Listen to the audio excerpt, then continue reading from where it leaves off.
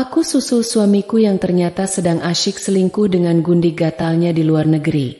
Lalu aku bekukan kartu ATM miliknya, hingga ia memohon ampun kepadaku. Namun aku tak peduli lagi, karena aku ingin mereka menjadi gelandangan di sana. Sebelum masuk ke ceritanya, absen dulu yuk dengan cara subscribe, like, dan komen di bawah. Oke, kita mulai. Fasada sempurna. Zahra adalah seorang wanita yang hidupnya tampak diatur oleh ketertiban. Di usianya yang menginjak 34 tahun, ia telah membangun sebuah kerajaan bisnis yang disegani, Zahra Global Logistik, sebuah perusahaan yang mengendalikan jalur pengiriman barang dari Asia Tenggara ke Eropa. Ia adalah definisi wanita mandiri, pemikir strategi, dan eksekutor yang ulung. Rumah tangganya dengan Rangga, suaminya, berjalan di tahun ke-7. Mereka tinggal di sebuah Gria Tawang, penthouse, di pusat Jakarta. Sebuah unit minimalis berdinding kaca yang memamerkan kemewahan yang dingin. Segalanya bersih, teratur, dan mahal.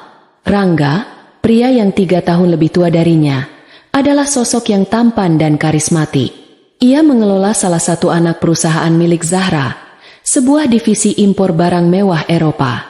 Zahra yang membangun divisi itu untuk Rangga, memberinya jabatan direktur utama, memberinya kesibukan agar suaminya merasa setara dan memiliki harga diri.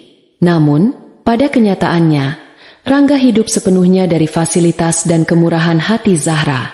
Pagi itu, suasana di Gria Tawang terasa sibuk. Koper-koper kulit berukuran besar sudah berdiri rapi di dekat pintu. Rangga tampak sibuk mondar-mandir, memeriksa ponselnya, lalu memeriksa arlojinya. Semua dokumen sudah siap di tas kerjamu, Rangga, kata Zahra pelan. Suaranya selalu tenang, nyaris tanpa emosi. Ia sedang menyesap teh hijaunya di meja makan, memandangi suaminya. Aku tahu, sayang, aku hanya memastikan tiket dan jadwal pertemuan. Ini perjalanan penting, jawab Rangga. Ia menghampiri Zahra, mencium keningnya sekilas. Ciuman itu terasa seperti sebuah prosedur, sebuah kebiasaan yang kehilangan kehangatan. Mitra di Turki itu sangat alot. Aku harus berada di sana setidaknya 2 minggu untuk mengamankan kontrak baru. Zahra mengangguk. Ia tidak pernah mencampuri urusan divisi yang dipegang Rangga. Ia memberinya otonomi penuh. Itu adalah cara Zahra menunjukkan kepercayaan. Jaga kesehatan. Jangan lupakan obat maakmu. Aku sudah meletakkannya di kantong depan tas ranselmu. Kamu selalu yang terbaik, Zahra, kata Rangga, tersenyum lebar. Senyum itu, yang dulu membuat Zahra jatuh cinta, kini terasa sedikit terlalu dipaksakan. Aku akan sangat merindukanmu. Aku juga, jawab Zahra, meski hatinya tidak merasakan hal yang sama. Ia merasa lebih damai saat sendirian di rumah. Nanti sore, Bella akan mampir menemaniku makan malam sebelum dia berangkat. Rangga sedikit terdiam saat mendengar nama itu. Oh, Bella jadi berangkat. Jadi, dia bilang butuh liburan untuk menenangkan pikiran. Dia akan keliling Eropa. Kasihan, dia terlihat sangat stres akhir-akhir ini, kata Zahra. Bella adalah sahabat Zahra. Sahabat terbaik. Setidaknya begitulah Zahra menganggapnya. Mereka berteman sejak kuliah. Bella adalah wanita yang cantik, ceria, namun hidupnya tidak seberuntung Zahra. Ia bekerja sebagai manajer pemasaran di perusahaan lain, dengan gaji yang pas-pasan untuk gaya hidupnya yang tinggi. Zahra sering membantunya, mentransfer sejumlah uang, meminjamkan mobil, atau sekadar membelikannya tas mahal. Ya, baguslah kalau dia bisa liburan, kata Rangga buru-buru. Baiklah. Aku harus berangkat ke bandara sekarang. Takut macet. Mereka berjalan ke pintu. Rangga memeluk Zahra erat. Pelukan yang terlalu erat, seolah menyembunyikan sesuatu. Aku berangkat. Sayang, aku akan menghubungimu begitu sampai di Istanbul. Hati-hati di jalan, bisik Zahra. Setelah Rangga menghilang di balik pintu lift pribadi, Zahra kembali ke meja makan. Ia menatap cangkir tehnya yang mulai dingin. Ada perasaan tidak nyaman yang mengganjal di dadanya. Perasaan yang sama yang sering muncul beberapa bulan terakhir. perasaan bahwa ada sesuatu yang berjalan tidak semestinya. Tapi Zahra adalah wanita logis. Ia tidak suka berprasangka tanpa bukti. Ia menghabiskan tehnya, berdiri, dan bersiap untuk pergi ke kantornya sendiri. Sore harinya, Bella datang ke Gria Tawang Zahra. Ia membawa sebotol anggur putih kesukaan mereka. Bella, dengan rambut bergelombangnya dan gaun musim panas yang cerah, tampak sangat bersemangat. "Zahra, akhirnya, aku tidak sabar menunggu besok," serunya, memeluk Zahra. "Kamu terlihat senang sekali, Belle. Sudah siap untuk perjalananmu ke Eropa?" tanya Zahra, tersenyum tulus. "Tentu saja. Paris, Roma, mungkin sedikit ke Yunani. Aku butuh ini. Pekerjaan benar-benar membuatku gila," kata Bella sambil menuang anggur untuk mereka berdua. Mereka makan malam sambil mengobrol ringan. Bella banyak bercerita tentang betapa ia mengagumi kehidupan Zahra. "Kamu punya segalanya, Zah. Suami tampan, bisnis sukses, rumah mewah. Aku iri padamu." Zahra hanya tersenyum tipis. "Hidupku tidak sesempurna itu, Belle. Rangga baru saja berangkat ke Turki untuk 2 minggu. Urusan pekerjaan. Rumah ini akan sepi sekali." 2 minggu? Wah, lama juga ya, kata Bella. Matanya berkilat sesaat. "Tapi hei, itu artinya kamu bisa me time. Ayolah, jangan sedih. Setidaknya Rangga bekerja keras untukmu." Zahra merasa sedikit terhibur oleh kehadiran sahabatnya. Setelah makan malam, saat Bella hendak pamit untuk pulang dan bersiap ke bandara besok pagi, Zahra menahannya. "Tunggu sebentar," kata Zahra. Ia masuk ke ruang kerjanya, lalu kembali dengan sebuah amplop. "Ini untukmu."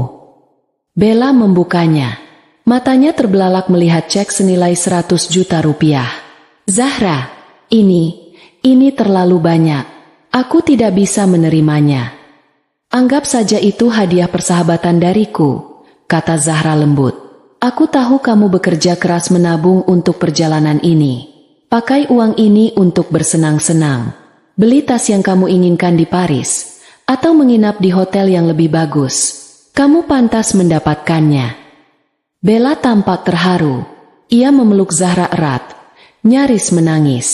"Kamu adalah sahabat terbaik di dunia, Zahra. Aku tidak tahu harus berkata apa. Terima kasih. Terima kasih banyak." "Sama-sama, Belle. Nikmati liburanmu. Kirimkan aku banyak foto," kata Zahra. "Pasti.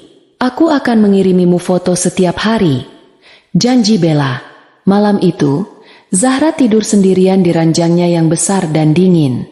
Ia merasa sedikit kesepian, tetapi juga lega. Setidaknya, suaminya sedang bekerja keras mengembangkan bisnis mereka, dan sahabatnya akan mendapatkan liburan impian yang pantas ia dapatkan. Zahra memejamkan matanya, tidak menyadari bahwa fasada sempurna hidupnya akan segera runtuh berkeping-keping.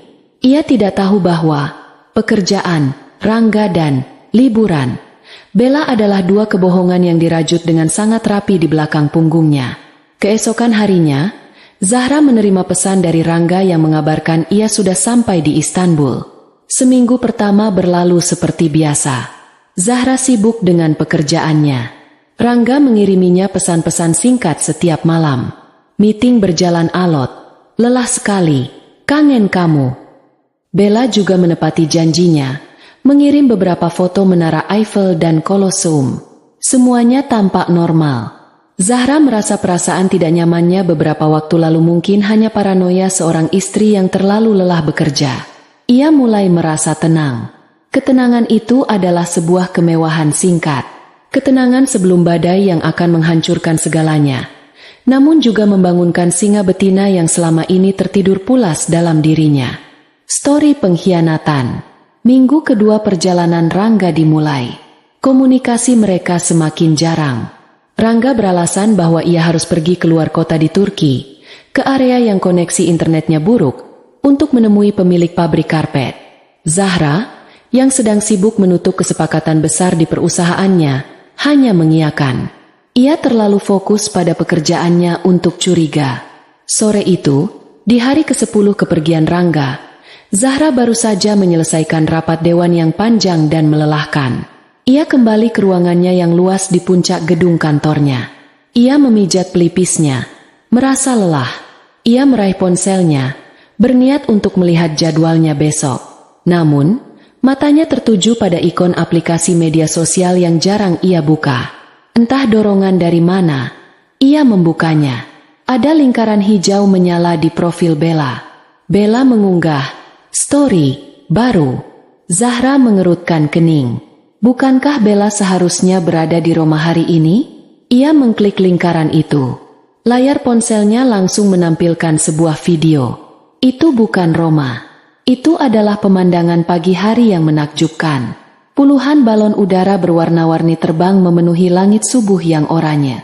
Di bawahnya, terhampar lembah bebatuan yang unik. Zahra langsung mengenalinya. Cappadocia, di Turki. Jantung Zahra mulai berdebar sedikit lebih cepat. Kenapa Bella ada di Turki?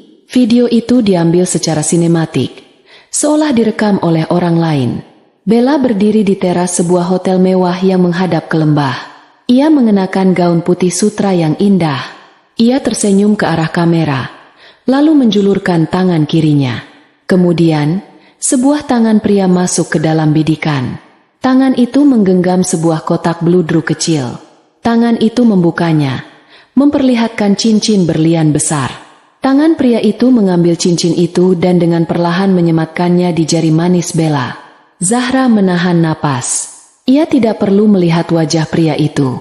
Ia mengenali benda yang melingkar di pergelangan tangan pria itu. Sebuah arloji Audemars Piguet Royal Oak. Kerangka rose gold. Arloji seharga 3 miliar rupiah yang ia berikan kepada Rangga sebagai hadiah ulang tahun pernikahan mereka yang kelima. Arloji yang sama yang dipakai Rangga saat Zahra mengantarnya ke bandara 10 hari yang lalu.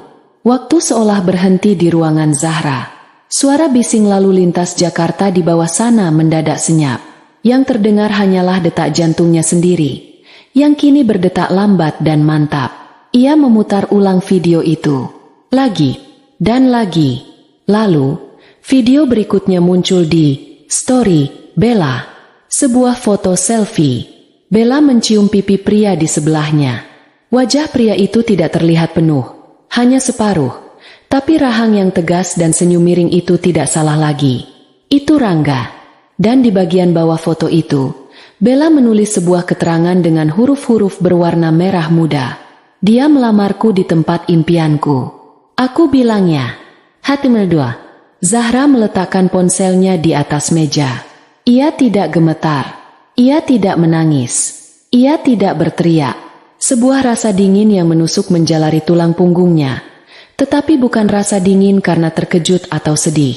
Itu adalah rasa dingin dari kemarahan yang absolut. Kemarahan yang murni dan terkalkulasi. Semuanya langsung masuk akal. Perjalanan bisnis, Rangga ke Turki. Liburan keliling Eropa, Bella. Kebetulan waktu keberangkatan mereka yang nyaris bersamaan. Alasan Rangga soal koneksi internet buruk. Alasan Bella yang ingin menenangkan pikiran. Dan uang 100 juta darinya. Zahra membayangkan uangnya, uang hasil kerja kerasnya, dipakai oleh sahabatnya untuk berlibur. Sementara suaminya menggunakan uang perusahaannya untuk membeli cincin berlian bagi sahabatnya itu. Mereka tidak hanya mengkhianatinya. Mereka mempermalukannya. Mereka menganggapnya bodoh. Mereka pikir mereka bisa menipunya, mengambil uangnya, dan menertawakannya di belakang. Bella, sahabat yang selalu ia bantu, yang ia anggap seperti saudara perempuan. Rangga, suami yang ia berikan segalanya, yang ia angkat derajatnya, yang ia percayai untuk mengelola asetnya. Zahra menatap pemandangan kota Jakarta dari jendela kacanya. Lampu-lampu gedung mulai menyala. Ia telah bekerja sepanjang hidupnya untuk membangun semua ini. Dan dua parasit itu pikir mereka bisa mengambilnya begitu saja. Rasa sakit hati itu ada, tentu saja. Rasa perih karena dikhianati oleh dua orang terdekatnya sekaligus. Tapi rasa sakit itu dengan cepat tertutup oleh sesuatu yang jauh lebih kuat. Sebuah ketegasan yang dingin. Jika mereka ingin bermain, Zahra akan bermain. Tapi ia tidak akan bermain dengan cara mereka. Ia akan bermain dengan caranya sendiri. Zahra tidak menelepon Rangga. Ia tidak mengirimi Bella pesan makian. Ia tidak melakukan apapun yang mereka duga akan ia lakukan. Ia hanya duduk diam di kursinya selama beberapa menit. Otaknya, otak seorang ahli strategi logistik, mulai bekerja. Ia memetakan situasinya. Aset utama ada padanya. Rangga hanya mengelola anak perusahaan yang modalnya 100% dari Zahra. Rekening bank yang Rangga gunakan adalah rekening sekunder yang terhubung ke rekening utama Zahra. Kartu kredit yang Rangga pegang adalah kartu tambahan atas nama Zahra. Mereka sedang berada di Turki, jauh dari Indonesia. Mereka sedang merayakan pertunangan mereka. Mungkin di hotel termahal di Cappadocia, menghabiskan uangnya. Zahra tersenyum. Senyum yang tipis, dingin, dan nyaris tidak terlihat. Selamat menikmati pestamu, Rangga, Bella, bisiknya ke ruangan yang kosong. Karena itu akan menjadi perayaan terakhir kalian. Ia meraih ponselnya. Tapi ia tidak membuka media sosial atau kontak Rangga. Ia menekan nomor cepat. Nomor asisten pribadinya. Halo, Dina. Tolong batalkan semua jadwalku besok pagi. Dan siapkan semua laporan keuangan dari divisi impor Eropa yang dipegang Pak Rangga. Aku mau data 5 tahun terakhir. Lalu, hubungi bank prioritasku. Aku ingin bicara dengan manajer relasiku sekarang juga. Bilang ini darurat. Sangat darurat. Zahra menutup telepon. Ia kemudian mematikan ponselnya. Ia tidak ingin diganggu. Ia butuh malam ini untuk menyusun rencana. Besok, permainan akan dimulai. Dan Zahra tidak pernah kalah dalam permainan yang ia rancang sendiri. Aksi senyap. Zahra tidak tidur malam itu.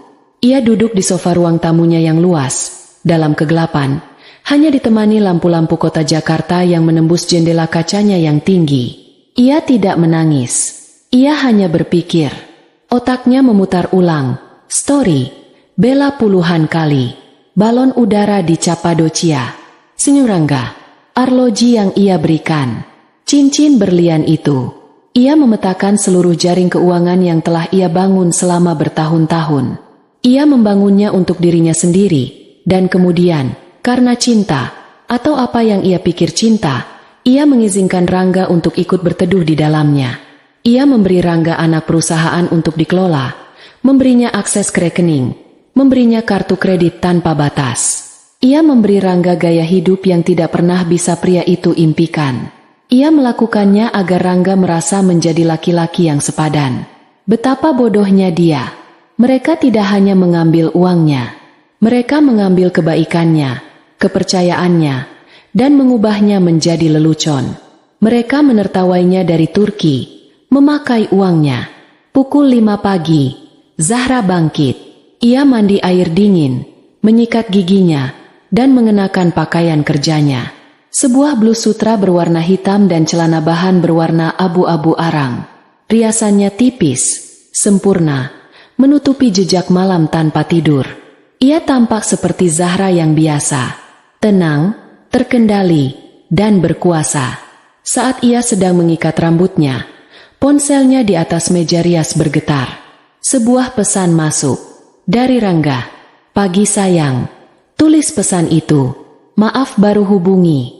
Meeting tadi malam alot sekali dengan mitra baru. Aku sukses besar. Mereka setuju dengan semua proposal kita. Hari ini aku harus lanjut perjalanan darat ke Konya. Katanya mau menunjukkan pabrik mereka. Mungkin sinyal akan sulit sekali di sana. Jangan khawatir kalau aku sulit dihubungi ya. Aku kangen kamu. Zahra membaca pesan itu 2 kali. Kebohongan yang begitu mudah. Begitu lancar. Mitra baru. Pabrik. Kangen kamu. Rasa mual menjalari perutnya. Tapi ia menekannya. Ia menarik napas panjang. Jari-jarinya yang lentik mengetik balasan. Selamat atas kesuksesanmu. Rangga, aku bangga padamu. Hati-hati di perjalanan ke Konya. Fokus saja pada pekerjaan. Kabari aku kalau sudah bisa. Ia meletakkan ponselnya.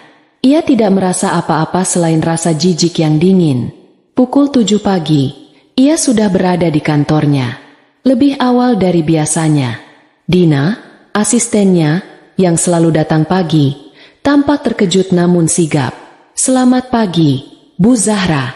Laporan keuangan yang Ibu minta semalam sudah ada di meja Ibu," kata Dina. "Terima kasih, Dina," kata Zahra. Suaranya datar. "Tutup pintu. Saya tidak ingin diganggu selama 1 jam ke depan. Tidak ada telepon, tidak ada tamu." "Baik, Bu." Zahra duduk di kursi kulitnya yang besar. Ia membuka map laporan yang disiapkan Dina. Laporan 5 tahun terakhir dari divisi impor Eropa. Ia menyalakan komputer, membuka akses perbankan prioritasnya. Matanya memindai baris demi baris angka. Ia melihat biaya representasi yang membengkak 3 bulan terakhir.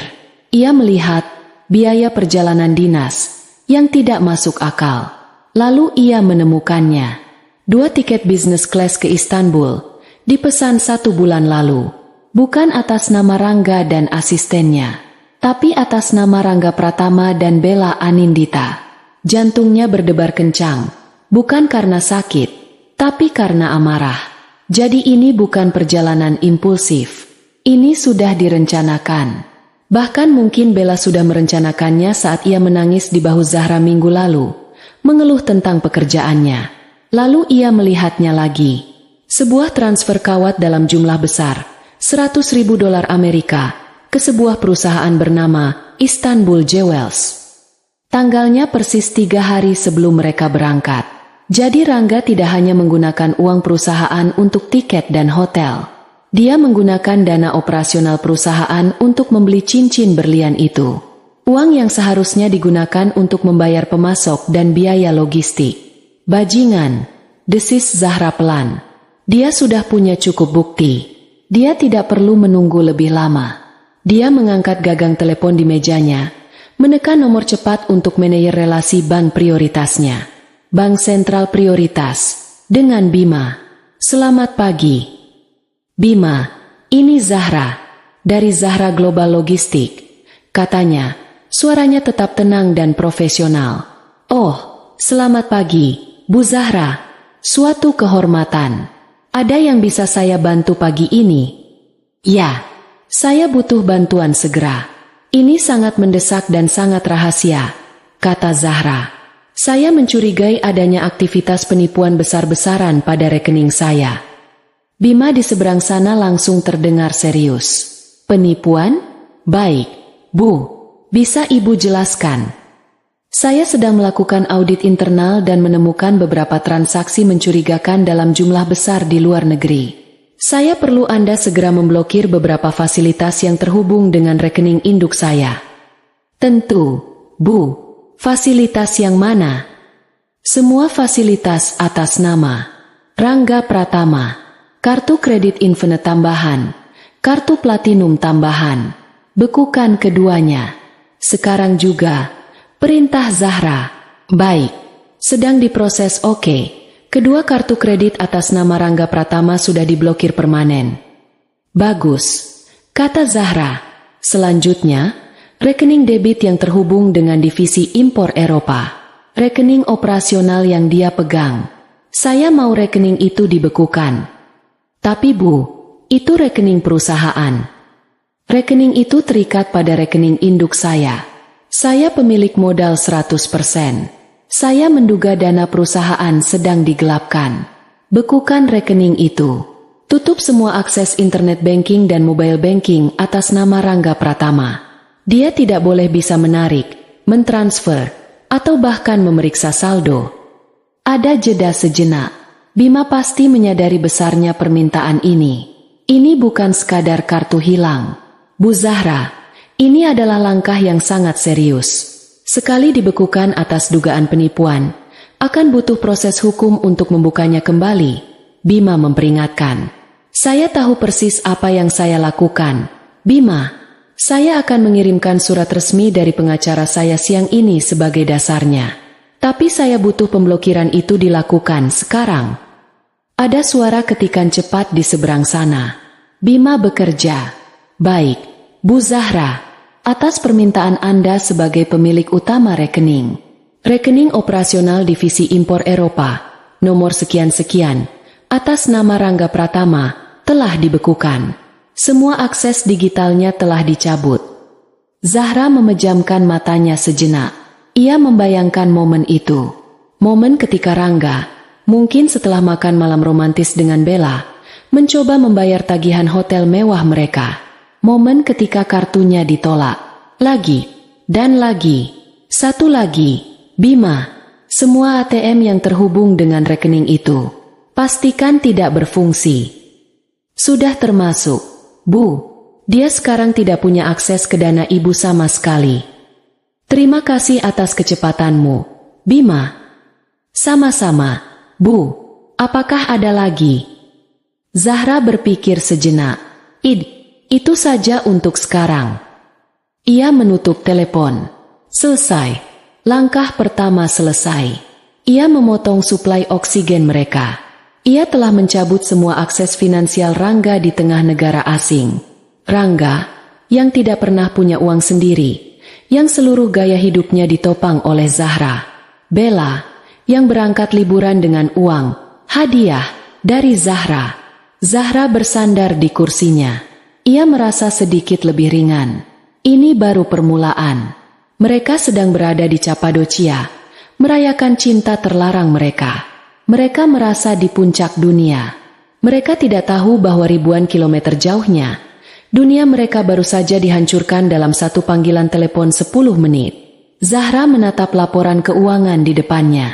Penggelapan dana, penipuan, itu adalah kejahatan. Dan kejahatan harus dihukum. Dia tidak akan hanya membuat mereka miskin. Dia akan memastikan mereka menanggung akibat hukum dari perbuatan mereka. Ia meraih ponselnya lagi. Kali ini, ia menekan nomor yang berbeda. Nomor pengacara pribadinya. Reza, ini Zahra. Saya butuh Anda di kantor saya. 1 jam lagi. Bawa tim forensik digital terbaikmu. Kita punya masalah besar. Investigasi mendalam. 1 jam kemudian, ruang rapat utama di kantor Zahra telah berubah menjadi pusat komando. Gorden ditutup. Layar proyektor besar menyala. Zahra duduk di ujung meja, tenang dan diam. Pintu terbuka. Reza, pengacara pribadinya, masuk. Reza adalah pria berusia 40-an, tajam, dan tidak banyak bicara. Dia adalah pengacara korporat terbaik di kota, yang telah menangani semua legalitas bisnis Zahra sejak awal. Di belakangnya, ada 2 orang yang membawa laptop dan peralatan. Bu Zahra, sapa Reza singkat, mengambil tempat duduk di seberangnya. Anda bilang ini darurat. Tim saya sudah siap. Terima kasih sudah datang secepat ini, Reza, kata Zahra. Ia menggeser map laporan keuangan yang ia tandai tadi pagi ke tengah meja. Suami saya, Rangga, Zahra memulai, suaranya datar, telah menggelapkan dana perusahaan. Reza mengangkat alis sedikit. Ini adalah tuduhan serius. Seberapa serius? Dia sedang di Turki. Katanya perjalanan bisnis. Saya menemukan bukti bahwa dia membawa wanita lain. Sahabat saya, Bella Anindita. Dia menggunakan dana operasional divisi impor untuk membayar tiket bisnis kelas mereka berdua, hotel mewah di Cappadocia, dan sebuah cincin berlian seharga $100.000. Reza terdiam. Dia melihat ekspresi Zahra. Tidak ada air mata, hanya baja. Saya sudah mengambil langkah awal, lanjut Zahra. 1 jam yang lalu, saya menelepon bank dan membekukan semua kartu kredit, kartu debit, dan rekening operasional yang dia pegang, atas dasar dugaan aktivitas penipuan. Saat ini, dia terdampar di Turki tanpa uang sepeser pun. Reza mengangguk pelan, tampak terkesan. Langkah yang cerdas, Bu. Itu menghentikan pendarahannya. Saya tidak mau hanya menghentikan pendarahan, Reza. Saya mau amputasi, kata Zahra dingin. Saya mau dia bertanggung jawab secara hukum. Saya mau divisi itu kembali ke tangan saya. Saya mau dia tidak mendapatkan apa-apa dari perceraian nanti. Tidak 1 rupiah pun. Jika ini penggelapan, kita bisa mengurusnya, kata Reza. Perjanjian pranikah Anda sangat kuat. Semua aset atas nama Anda. Tapi divisi impor itu, meskipun modalnya dari Anda, secara teknis dia adalah direktur utamanya. Itu sebabnya saya memanggil Anda, kata Zahra. Saat itu, pintu terbuka lagi. Kali ini yang masuk adalah Indira. Indira adalah sahabat Zahra yang sesungguhnya. Seorang wanita cerdas yang menjalankan agensi pemasaran digital. Dia adalah kebalikan dari Bella. Dia jujur, suportif, dan sangat protektif terhadap Zahra. Zahra, seru Indira, wajahnya cemas. Kamu meneleponku kedengaran aneh.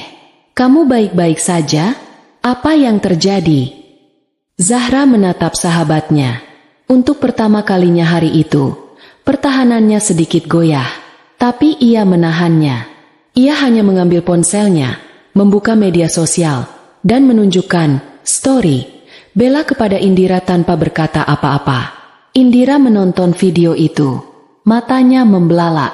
Balon udara, tangan Bella, tangan Rangga, arloji itu, cincin itu di Turki, bisik Indira. Zahra mengangguk, dan Rangga, dia bilang dia ke Turki untuk bisnis. Dia memang sibuk, kata Zahra getir. Wajah Indira memerah karena marah. Bajingan, dua-duanya, dan perempuan ular itu. Aku selalu tahu dia itu penjilat. Setelah semua yang kamu lakukan untuknya. Zahra, Aku tidak apa-apa. Indira, potong Zahra. Aku tidak memanggilmu untuk menangis. Aku memanggilmu untuk bekerja. Indira menatap Reza dan timnya, lalu kembali ke Zahra. Ia mengerti. Apa yang kamu butuhkan dariku? Kamu ahli digital, kata Zahra. Reza butuh bukti lebih banyak untuk membekukan aset perusahaan secara legal. Aku mau kamu melacak jejak digital mereka. Semuanya. Indira langsung duduk. Mengeluarkan laptopnya. Beri aku akses ke server perusahaanmu, dan aku butuh semua akun media sosial mereka. Reza dan timnya mulai bekerja, menyambungkan peralatan mereka. Kami akan melakukan audit forensik pada rekening yang sudah dibekukan, kata Reza. Kami akan melacak setiap rupiah yang keluar dari rekening itu selama 6 bulan terakhir. Selama 4 jam berikutnya, ruang rapat itu hening. Hanya terdengar suara ketikan keyboard. Tim Reza adalah yang pertama menemukan. Bu Zahra, ini dia, kata salah satu anggota tim. Jejak transfer $100.000 itu, Istanbul Jewels. Kami sudah memeriksanya. Itu toko perhiasan kelas atas di Grand Bazaar. Bukan pemasok karpet. Ini bukti kuat penggelapan. Bagus, kata Zahra. Lalu Indira bersuara. Aku masuk, katanya. Matanya terpaku pada layar. Aku berhasil meretas Cloud Bella. Dia bodoh sekali, kata sandinya tanggal ulang tahunmu, Zahra. Zahra menutup matanya sejenak. Penghinaan itu terasa lagi. Ya Tuhan, Zahra, bisik Indira, ngeri. Ini bukan hanya foto dari story itu. Ada ratusan foto, video. Mereka sudah merencanakannya berbulan-bulan. Indira memutar layar laptopnya. Reza dan Zahra melihatnya. Foto-foto Rangga dan Bella di berbagai restoran mahal di Jakarta. Saat Zahra sedang dinas ke luar negeri. Foto mereka bermesraan di apartemen yang Zahra tidak kenali. Dia menyewa apartemen untuk Bella, kata Indira. Suaranya bergetar karena marah. Dan lihat ini slip pembayarannya. Dia pakai kartu kredit perusahaanmu. Lalu Indira menemukan folder Turki. Isinya adalah rencana perjalanan lengkap. Mereka tidak hanya ke Cappadocia, kata Indira. Mereka berencana ke Bodrum setelah ini. Menginap di resor seharga 50 juta per malam. Semua sudah dibayar lunas. Pakai uang perusahaanmu. Dan ini yang terburuk, kata Indira. Ia membuka sebuah dokumen.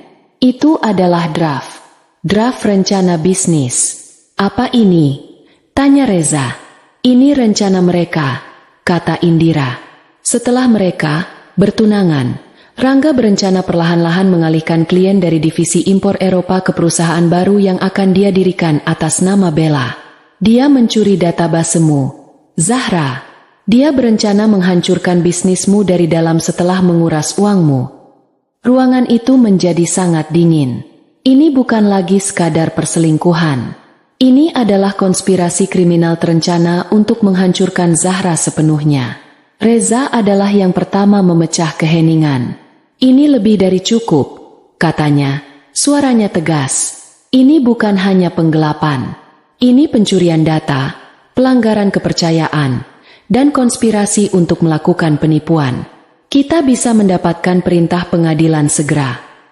Reza berdiri. Tim saya akan menyalin semua bukti ini. Saya akan segera mengajukan gugatan perdata dan tuntutan pidana.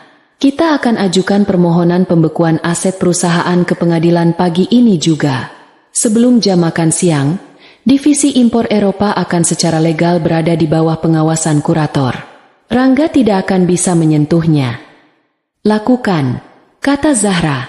Suaranya nyaris tak terdengar, tetapi penuh tekad. Reza dan timnya membereskan peralatan mereka dan segera pergi, bergerak cepat untuk mengeksekusi rencana. Indira tetap di tempatnya. Ia akhirnya menoleh ke Zahra, yang masih duduk mematung. Zahra, kata Indira lembut, kamu boleh menangis sekarang. Tidak apa-apa. Zahra menatap sahabatnya. Ia menarik napas panjang. Aku tidak akan menangis untuk mereka, Indira. Mereka tidak pantas mendapatkan air mataku. Ia berdiri, berjalan ke jendela, dan membuka gorden. Matahari siang bersinar terik, menyilaukan matanya. Mereka mengambil uangku.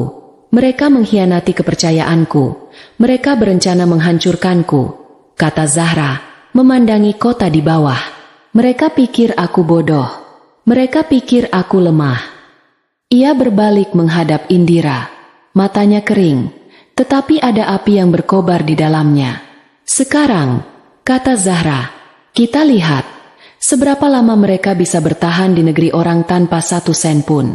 Pantau terus mereka, Indira. Aku mau tahu kapan tepatnya mereka sadar bahwa pestanya telah berakhir. Kepanikan di Istanbul. Setelah lamaran yang sukses di Cappadocia, Rangga dan Bella merasa berada di puncak dunia. Mereka segera terbang ke Istanbul untuk merayakan kemenangan mereka. Mereka telah membodohi Zahra. Mereka telah mengamankan cincin itu. Dan sekarang, mereka sedang dalam perjalanan untuk memulai hidup baru yang mewah, dibangun di atas reruntuhan kerajaan Zahra. Malam itu, Rangga memutuskan untuk membawa Bella ke restoran paling eksklusif di Istanbul. Sebuah tempat di tepi Selat Bosporus, di mana jembatan bercahaya membentang seperti kalung berlian di leher malam. Restoran itu sangat mewah. Tamunya adalah para miliarder Turki dan selebritas Eropa. Bella mengenakan gaun merah menyala, memamerkan cincin berlian barunya kepada siapa saja yang melirik. Ia tidak henti-hentinya mengambil foto. Lihat, Rangga, bisik Bella, sambil menyesap sampahnya mahal. Inilah hidup yang seharusnya aku miliki. Bukan hidup seperti Zahra. Kaku, membosankan, hanya kerja, kerja, kerja. Dia punya semua uang itu tapi tidak tahu cara menikmatinya. Rangga terkekeh. Ia merasa seperti raja. Pesan singkat Zahra pagi tadi. Aku bangga padamu. Terasa seperti lelucon termanis. Istrinya yang naif itu sedang bangga padanya. Sementara ia merayakan pertunangan dengan wanita lain. Dia memang bodoh, sayang, kata Rangga, meraih tangan Bella dan menciumnya. Setelah kita kembali, aku akan menjalankan rencana pengalihan klien itu. Dalam 6 bulan, perusahaan barumu akan berjalan. Kita tinggalkan dia dengan perusahaan logistiknya yang membosankan itu. Kita akan mengambil semua klien impornya. Aku tidak sabar, desah Bella. Setelah ini kita ke Bodrum, kan? Aku ingin menginap di resor yang ada di foto itu, yang kolam renangnya langsung ke laut. Apapun untukmu, kata Rangga. Mereka makan malam dengan mewah. Kaviar, lobster, steak tomahawk impor, dan beberapa botol anggur terbaik. Mereka tertawa keras, merencanakan masa depan mereka, meremehkan Zahra. Tagihan yang datang di akhir malam itu sangat fantastis, cukup untuk membeli sebuah mobil di Jakarta. Rangga, dengan gaya seorang pria yang terbiasa, mengeluarkan dompetnya. Ia mengambil kartu kredit Infinite hitam legam, kartu tambahan dari Zahra yang selama ini menjadi tongkat sihirnya. Ia memberikannya kepada pelayan dengan santai. "Segera," katanya. Pelayan itu kembali beberapa menit kemudian. Wajahnya sedikit canggung. "Maaf, Tuan, kartu Anda ditolak." Senyum di wajah Rangga sedikit memudar. "Apa? Itu tidak mungkin. Mesin kalian pasti rusak. Coba lagi." "Sudah, Tuan, 3 kali. Declinet," kata pelayan itu tegas. Bella berhenti tersenyum. "Rangga, ada apa? Jangan bercanda." "Tenang," kata Rangga, mulai merasa sedikit panas. Ia tertawa gugup. "Ban bodoh. Pasti karena transaksi besar di luar negeri. Mereka pikir ini penipuan." Ia mengeluarkan kartu keduanya, yang platinum. "Pakai yang ini pasti bisa." Pelayan itu mengambilnya dan pergi. Rangga meneguk sisa air di gelasnya. Pelayan itu kembali lebih cepat kali ini. "Yang ini juga ditolak, Tuan." Sekarang, Rangga benar-benar panik. Keringat dingin mulai membasahi pelipisnya. Ini tidak pernah terjadi sebelumnya. "Tunggu, sebentar." Ia mengeluarkan ponselnya, mencoba membuka aplikasi mobile banking. Jantungnya serasa jatuh ke perut. Sebuah pesan muncul di layar. "Akses Anda telah diblokir. Silakan hubungi bank Anda." "Sial," desisnya. "Rangga, ada apa?" tuntut Bella. Suaranya mulai naik. Orang-orang di meja sebelah mulai melirik. Aku tidak tahu. Aku tidak bisa membuka rekeningku," katanya. Suaranya bergetar.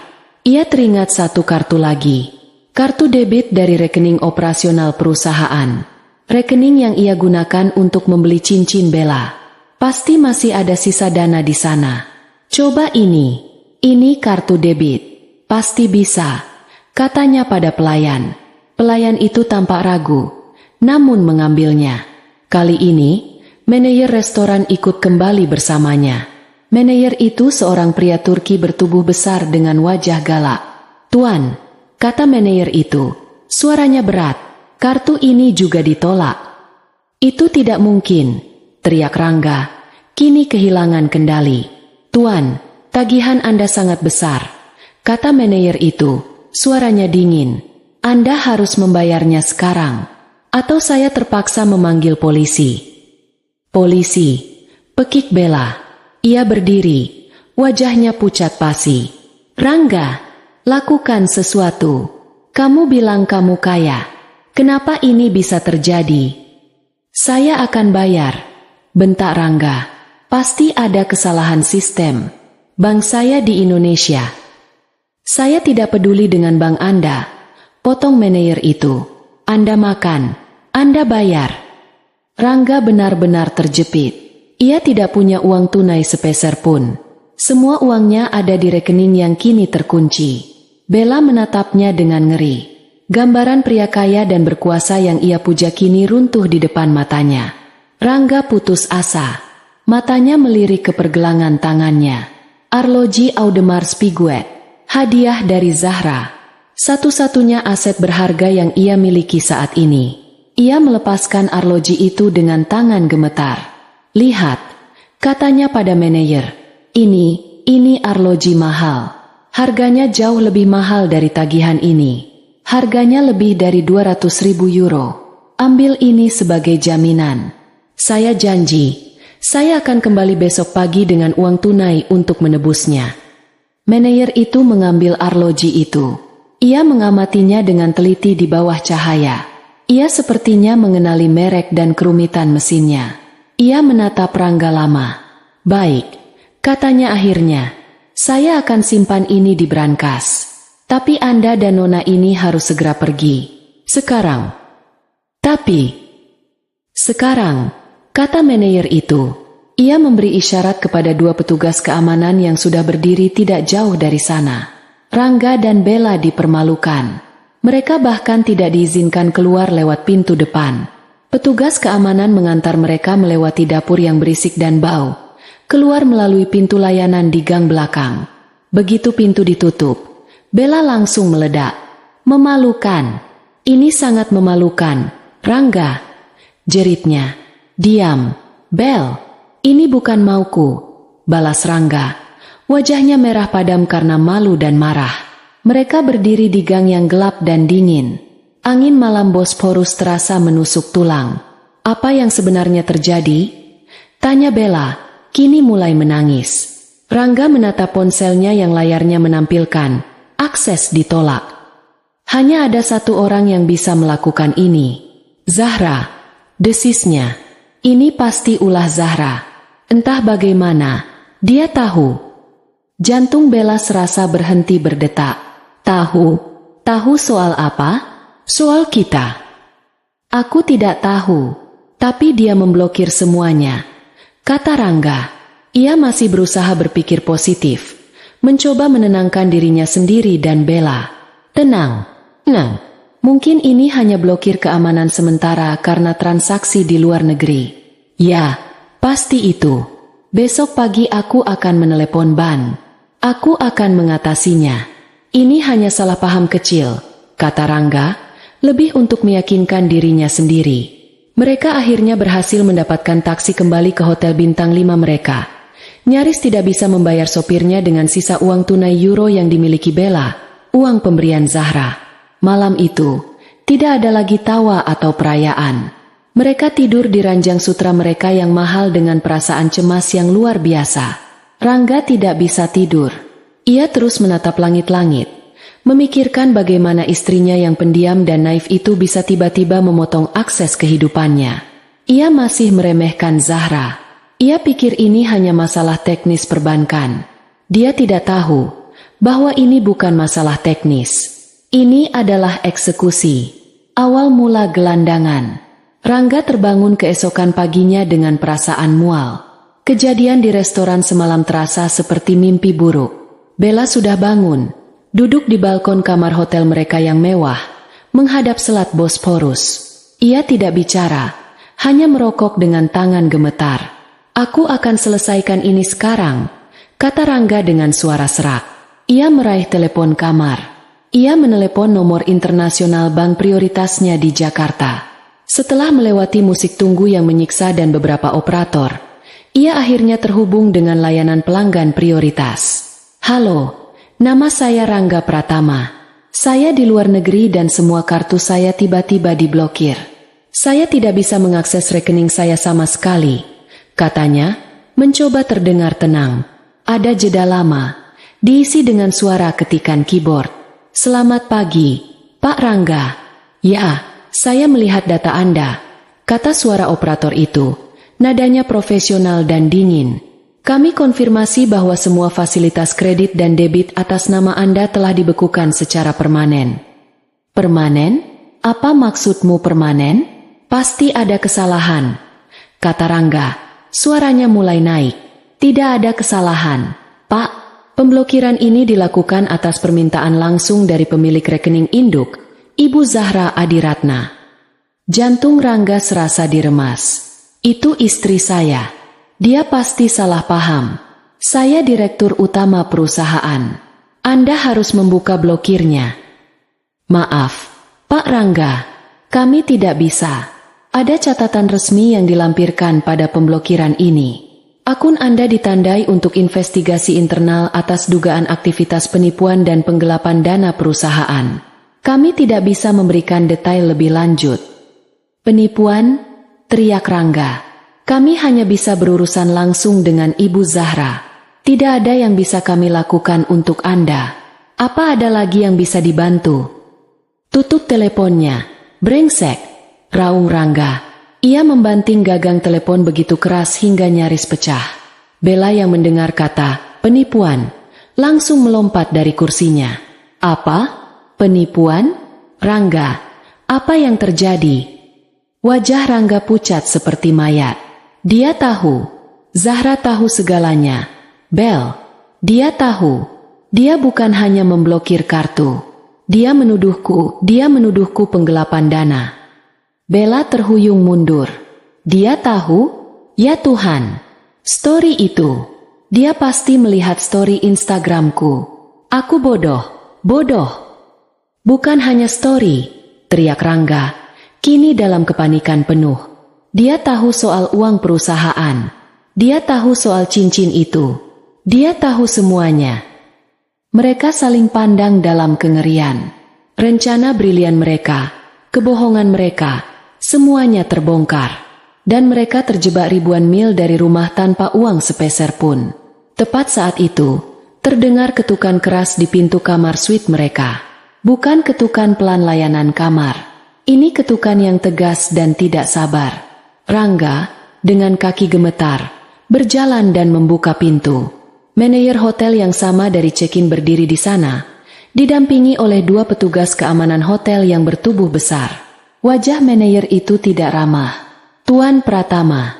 Selamat pagi, kata manajer itu. Suaranya tidak menyisakan ruang untuk basa-basi.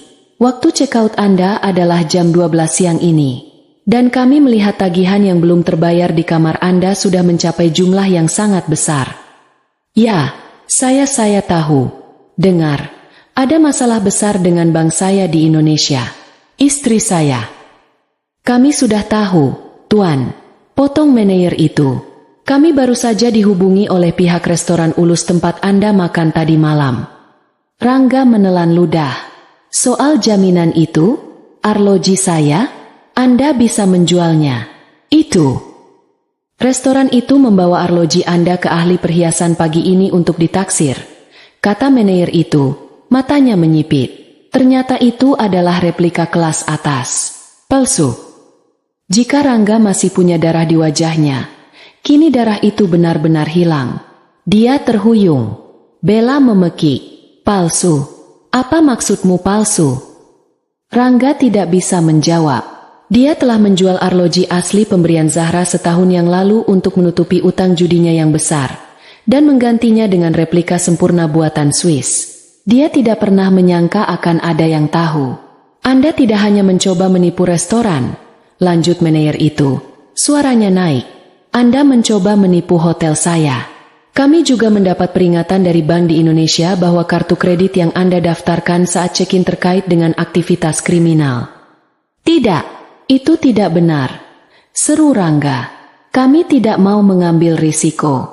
Kebijakan hotel sangat jelas. Anda harus membayar seluruh tagihan Anda sekarang juga.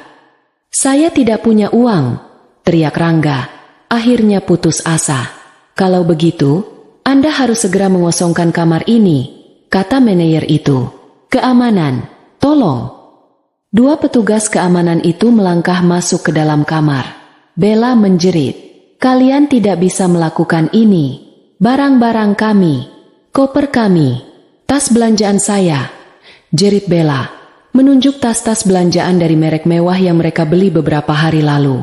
Semua barang bawaan Anda, kata manajer itu dengan dingin, termasuk koper, pakaian, dan semua tas belanjaan itu, akan kami tahan di gudang penyimpanan hotel. Barang-barang itu akan disita sebagai jaminan sebagian atas tagihan Anda yang belum terbayar. Tidak, Anda tidak bisa. Kami bisa, dan kami akan melakukannya, kata manajer itu. Anda berdua diizinkan mengambil barang-barang pribadi yang paling penting. Paspor, dompet, dan ponsel. Hanya itu. Anda punya 5 menit. Ini adalah penghinaan total. Rangga dan Bella, di bawah tatapan tajam petugas keamanan, hanya bisa meraup paspor mereka, dompet mereka yang kini tidak berharga, dan ponsel mereka. Mereka digiring keluar dari kamar suite mewah itu. Mereka berjalan melewati koridor berkarpet tebal, masuk ke lift, dan melintasi lobi marmer yang megah. Semua tamu hotel yang sedang sarapan menatap mereka. 2 orang yang tampak berantakan. Bella dengan riasan semalam yang luntur dan menangis. Rangga dengan wajah pucat dan tatapan kosong. Pintu kaca otomatis hotel yang besar itu berdesing terbuka, lalu tertutup di belakang mereka. Mereka berdiri di trotoar Istanbul yang ramai. Pagi itu cerah, tapi bagi mereka rasanya seperti kiamat. Mereka tidak punya apa-apa selain pakaian yang mereka kenakan. Rangga mengenakan setelan piyama sutra dan mantel yang ia ambil asal. Bella mengenakan gaun tidur dan jubah mandi hotel yang ia tutupi dengan mantel. Mereka tidak punya uang. Mereka tidak punya kartu kredit. Mereka tidak punya tempat untuk pergi. Semua barang mewah mereka, semua bukti, kekayaan, mereka tertinggal di dalam hotel. Ponsel Rangga bergetar. Baterainya tinggal 15%. Sebuah pesan masuk. Dari Zahra. Rangga membukanya dengan tangan gemetar. Pesan itu singkat. Hanya satu kalimat. Bagaimana cuaca di Istanbul? Rangga? Kudengar di sana dingin kalau tidak punya uang. Rangga menatap layar itu. Amarah, rasa malu, dan ketakutan yang luar biasa bercampur menjadi satu. Ini semua salahmu, jerit Bella tiba-tiba, memukul-mukul dada Rangga dengan putus asa. Kamu bilang kamu sudah atur semuanya. Kamu bilang dia bodoh. Lihat sekarang. Kamu pembohong. Pembohong. Rangga tidak membalas. Dia hanya menatap lalu lintas yang ramai. Dia tidak tahu harus berbuat apa. Dia tidak tahu harus kemana. Mereka resmi menjadi gelandangan. Dua sosialita palsu, terdampar dan hina di negeri orang. Pestanya telah benar-benar berakhir. Hina di negeri orang. Mereka berdiri di trotoar yang ramai itu selama beberapa menit. Membeku. Orang-orang berlalu lalang, para turis dan penduduk lokal. Tidak ada yang peduli pada dua orang dengan pakaian tidur aneh yang berdiri di luar hotel mewah. Pesan dari Zahra di ponsel Rangga terasa seperti vonis mati. Bagaimana cuaca di Istanbul? Rangga? Kudengar di sana dingin kalau tidak punya uang. Dia tahu. Dia tidak hanya tahu, dia merencanakan ini. Dia membiarkan mereka terbang, membiarkan mereka merayakan, membiarkan mereka sampai ke puncak kebahagiaan palsu mereka, hanya untuk memotong tali parasutnya. Ini semua salahmu, jerit Bella. Suaranya parau karena menangis dan panik. Ia memukul-mukul dada Rangga. Kamu bilang kamu sudah atur. Kamu bilang dia bodoh. Arloji palsu? Kamu membelikanku cincin berlian tapi arlojimu sendiri palsu? Kamu pembohong. Pembohong hina. Rangga, yang masih syok, akhirnya tersentak oleh serangan fisik itu. Dia mencengkeram pergelangan tangan Bella. Matanya merah. Diam. Kamu pikir aku mau ini? Kamu yang terus merengek minta ke Cappadocia. Kamu yang mengunggah story bodoh itu. Kamu yang memamerkannya. Ini salahmu. Salahku? Pekik Bella, tidak percaya. Kamu yang bilang semua aman. Kamu yang bilang kamu akan menceraikannya dan kita akan kaya. Kamu yang memberiku cincin ini. Dia menunjuk cincin berlian di jarinya. Cincin itu sekarang terasa seperti borgol, bukan lagi simbol kemenangan. Sudah, cukup, bentak Rangga. Dia melihat sekeliling. Beberapa orang mulai memperhatikan pertengkaran mereka. Dia meraih lengan Bella.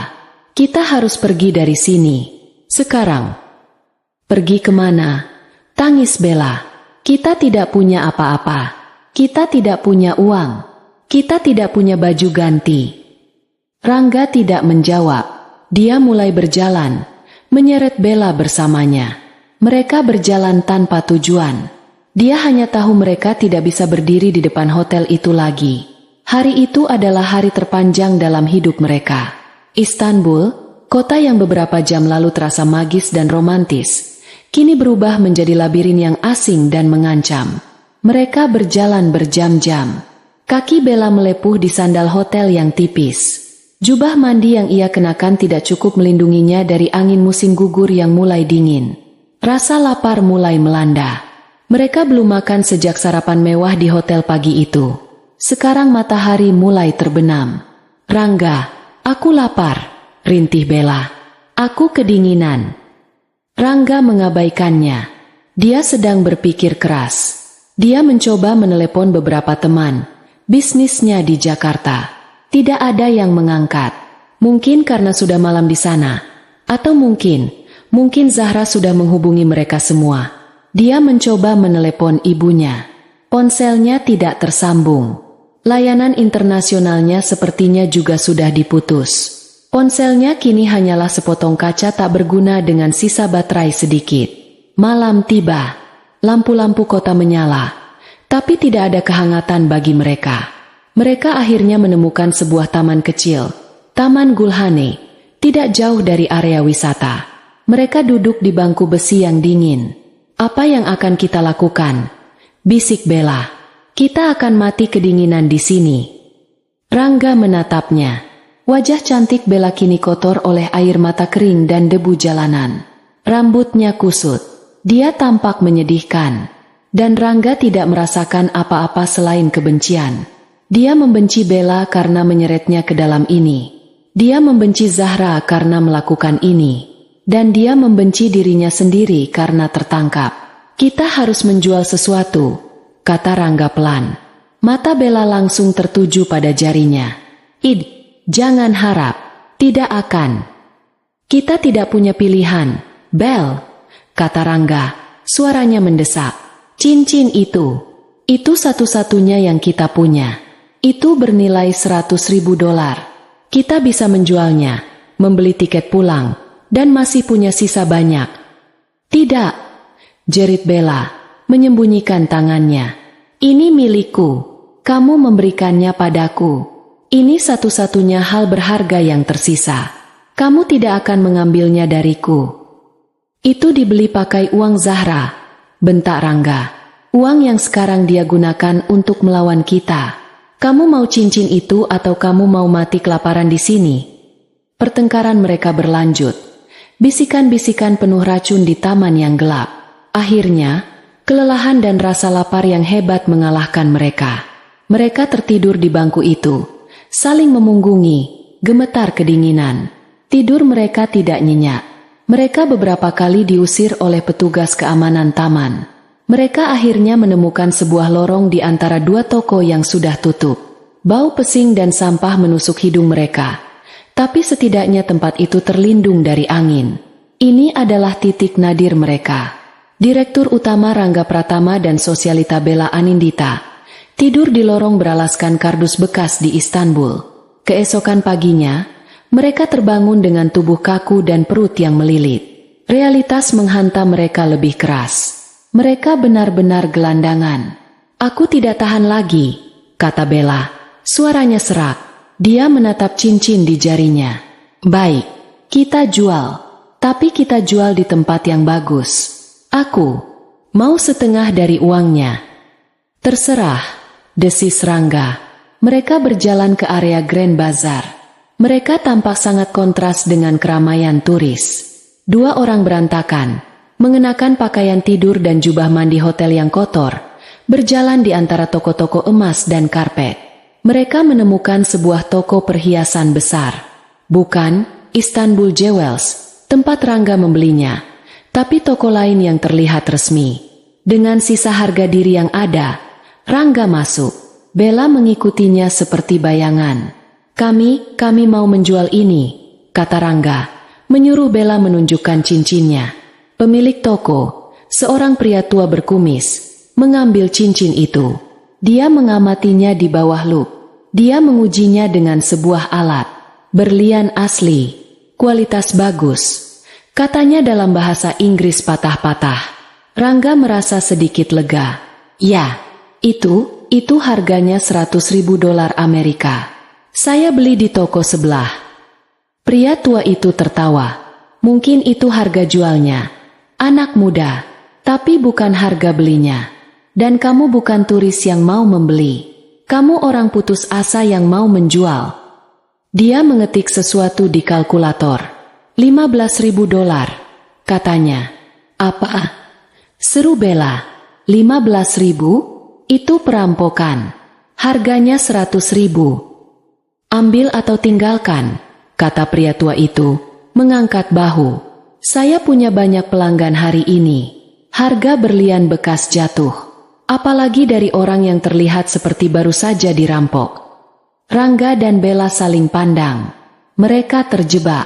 20.000, tawar Rangga. Suaranya bergetar. 17.000. Tunai. Penawaran terakhir. Rangga menatap Bella. Bella mengangguk putus asa. Air mata menggenang lagi.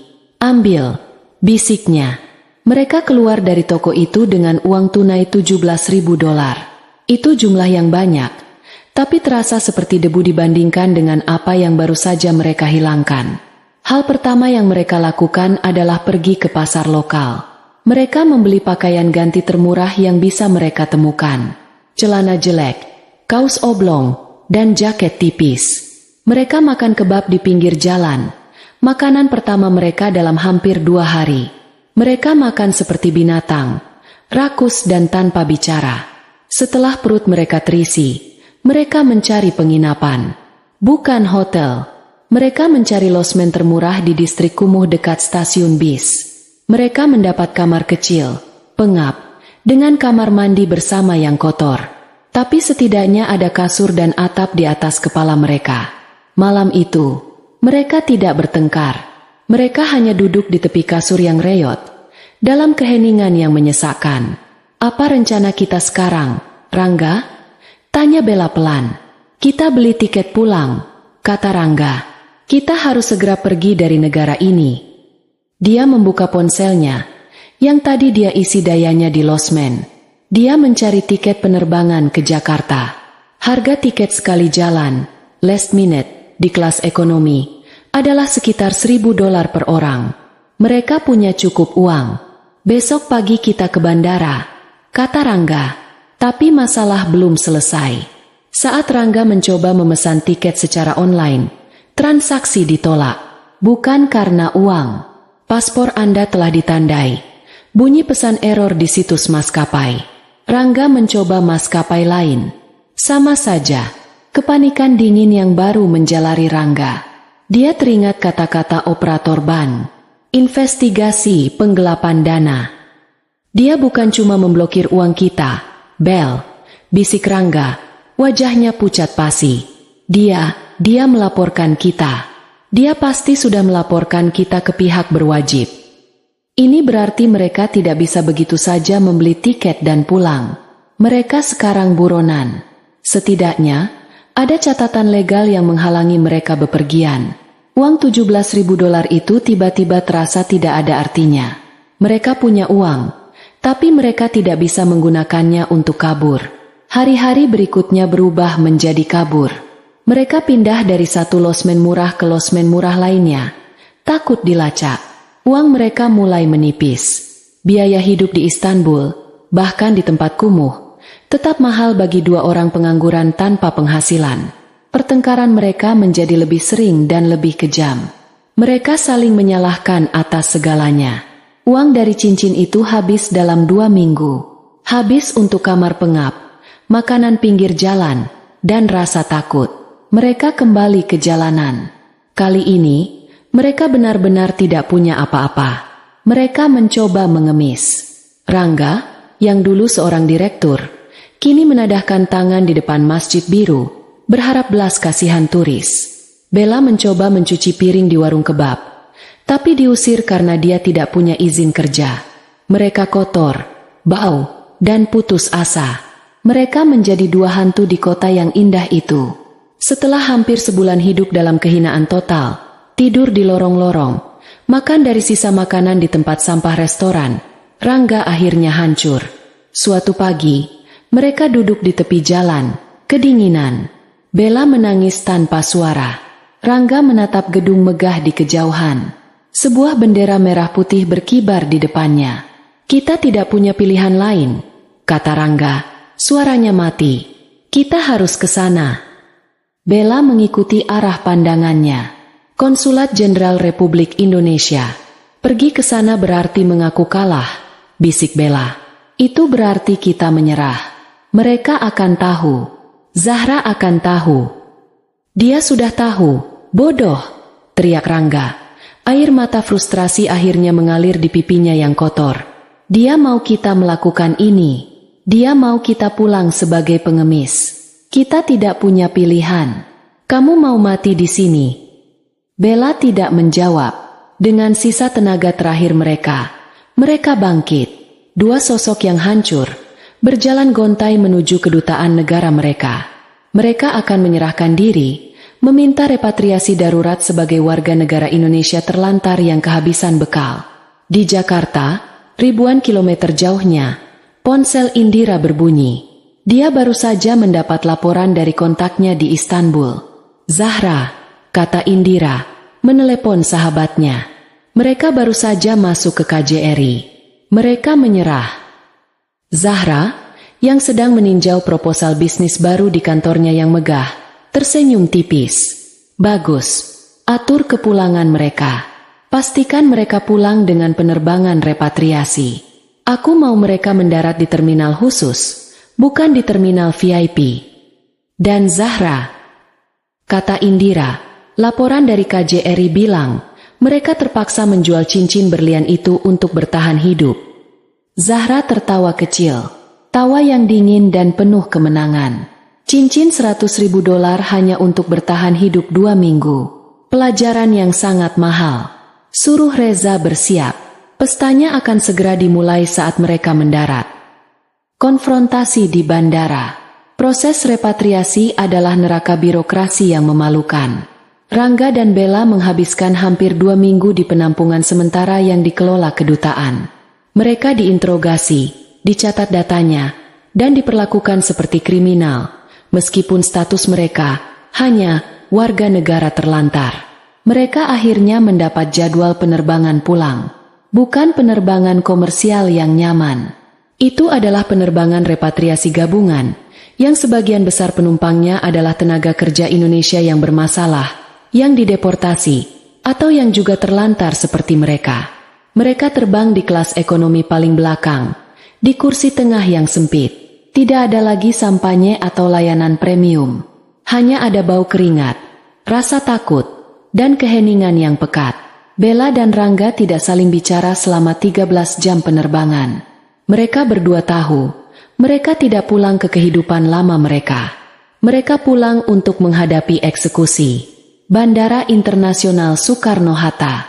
Zahra berdiri dengan tenang di terminal kedatangan khusus. Ini bukan terminal 3 yang mewah tempat ia biasa menyambut tamu bisnisnya. Ini adalah terminal 1. Di bagian yang lebih tua dan lebih sepi, yang sering digunakan untuk kedatangan deportasi dan pekerja migran. Dia tidak sendirian. Di sebelah kirinya berdiri Indira, wajahnya keras, matanya memancarkan kemarahan yang tertahan untuk sahabatnya.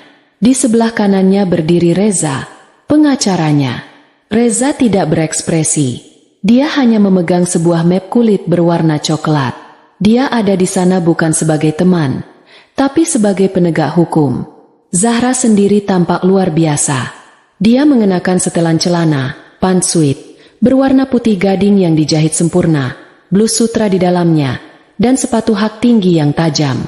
Rambutnya ditata rapi. Riasannya sempurna. Dia tidak terlihat seperti wanita yang dikhianati. Dia terlihat seperti seorang ratu yang sedang menunggu upeti. Pintu kedatangan akhirnya terbuka. Gelombang pertama penumpang keluar. Para pekerja migran yang tampak lelah. Beberapa menangis bahagia karena bisa pulang. Beberapa tampak bingung.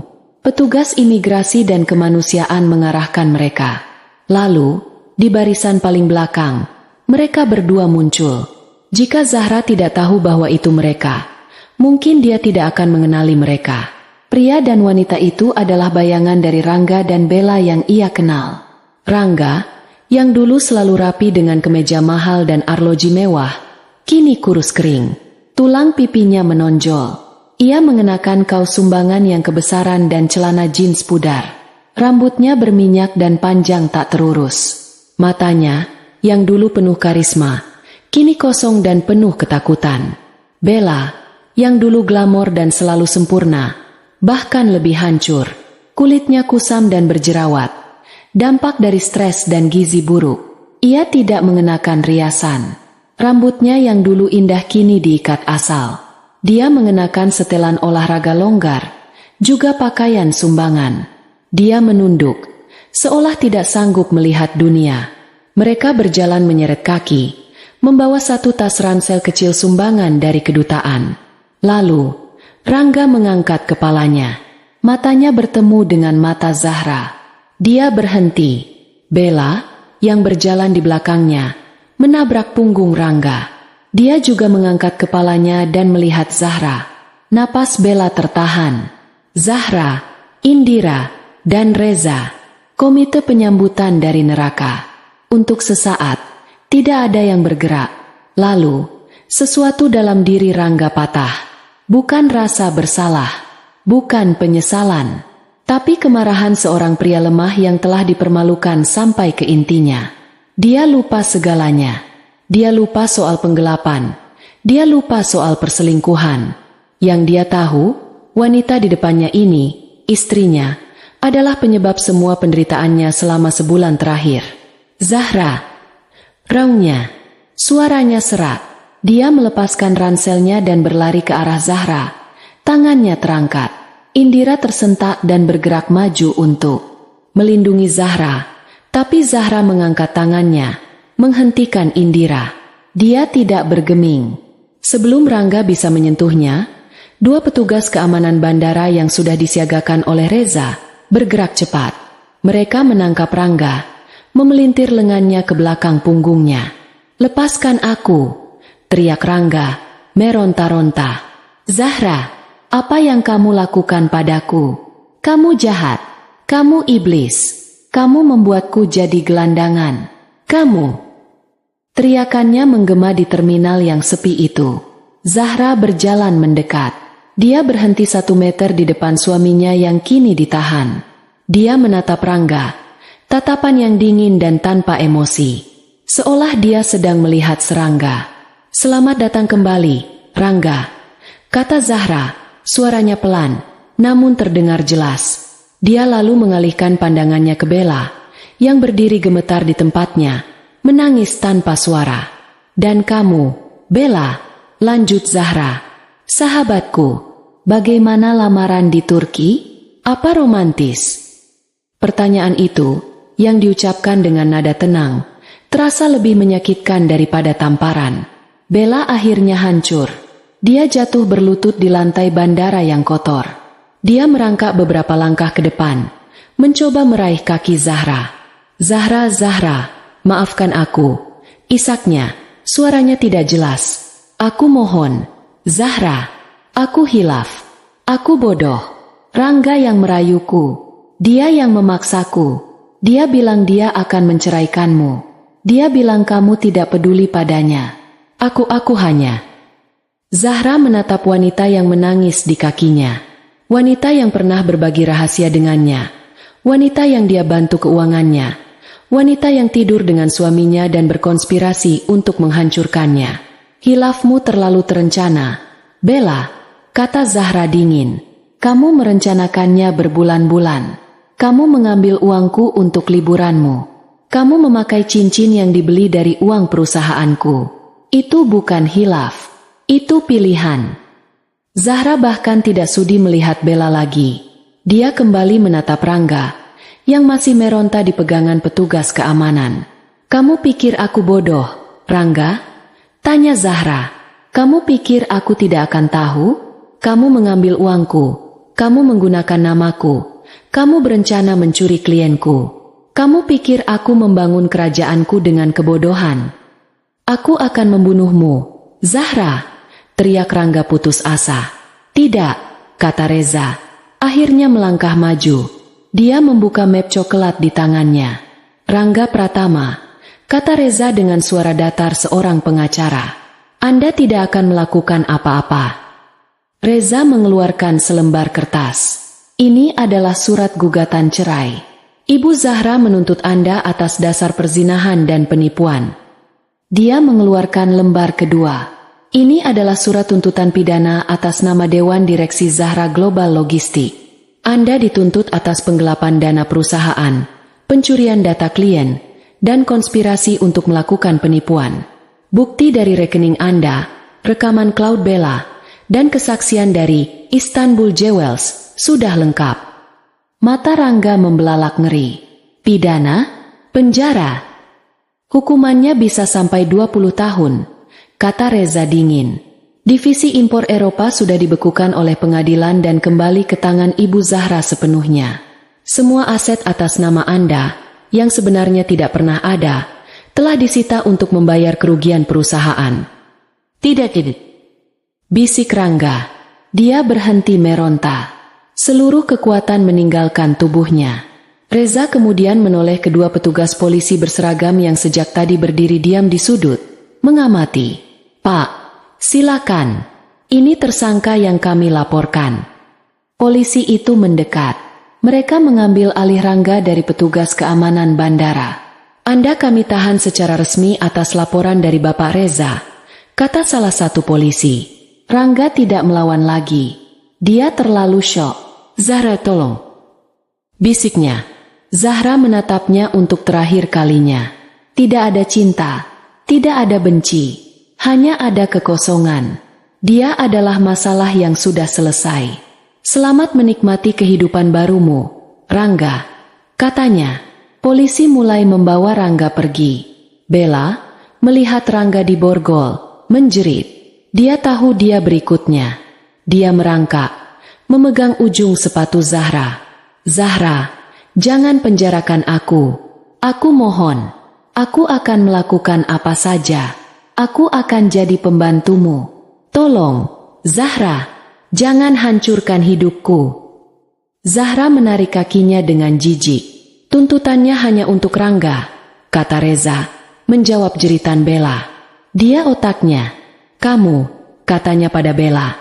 Kamu hanya parasit yang bodoh. Bella menatapnya dengan harapan. Ibu Zahra tidak akan menuntutmu secara pidana, lanjut Reza. Tapi gugatan perdata untuk pengembalian dana 100 juta rupiah yang beliau hadiahkan padamu dan semua kerugian lain yang kamu sebabkan sudah didaftarkan.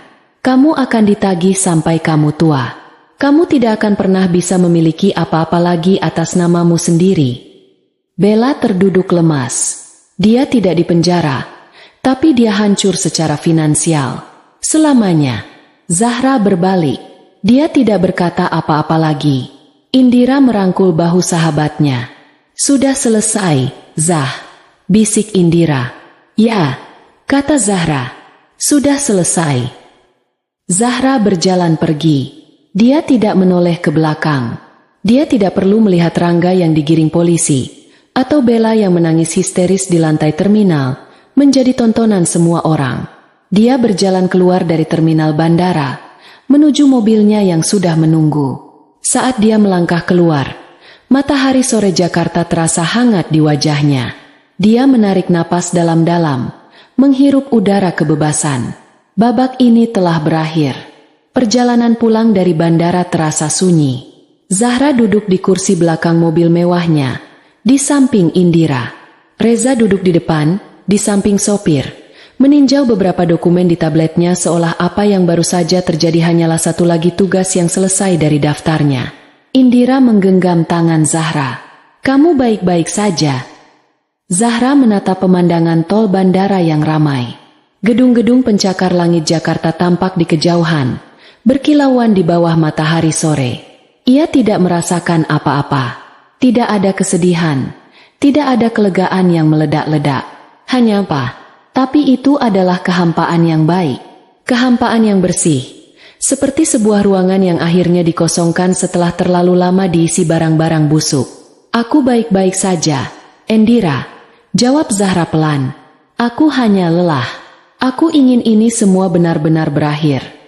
Secara hukum, ini sudah hampir berakhir, kata Reza dari kursi depan, tanpa menoleh. Rangga tidak punya apa-apa untuk melawan. Buktinya telak. Dia akan mengaku bersalah untuk mendapat hukuman yang lebih ringan. Dia akan dipenjara. Perceraianmu akan disetujui tanpa pembagian harta, sesuai perjanjian pranikah dan bukti kejahatannya. Dan Bella? Tanya Indira. Bella adalah serangga yang tidak penting, kata Reza. Tuntutan perdata itu akan menempel padanya seumur hidup. Setiap kali dia mencoba mendapatkan pekerjaan legal, gajinya akan dipotong. Setiap kali dia mencoba membuka rekening bank, akan ditandai. Dia tidak akan pernah bisa membangun hidupnya lagi. Itu, dalam beberapa hal, Lebih buruk dari penjara. Zahra mengangguk. Itu adil. Mobil berhenti di lobi Gria Tawang, penthouse, tempat ia tinggal. Tempat yang ia bangun sebagai istananya, yang ia bagi dengan pengkhianat. Terima kasih, Reza, untuk segalanya, kata Zahra. Itu pekerjaan saya, Bu Zahra. Saya akan hubungi ibu besok dengan pembaruan dari pihak kepolisian, kata Reza. Dia keluar dari mobil dan mobil lain sudah menunggunya. Zahra dan Indira naik lift pribadi ke unit penthouse. Saat pintu lift terbuka, keheningan rumah menyambut mereka. Semuanya bersih, semuanya rapi. Tidak ada yang berubah. Seolah-olah Rangga tidak pernah pergi. Seolah-olah dia akan muncul kapan saja dari kamar tidur, tersenyum, dan meminta Zahra membuatkannya kopi. Rasa mual yang tiba-tiba menyerang Zahra. Dia benci tempat ini.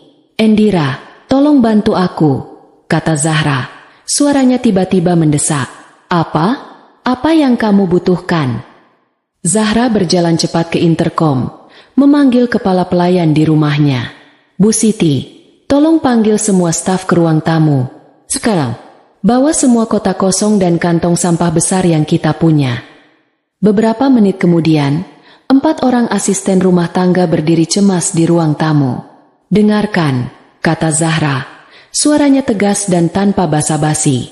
Mulai detik ini, Pak Rangga tidak lagi tinggal di sini. Dia tidak akan pernah kembali.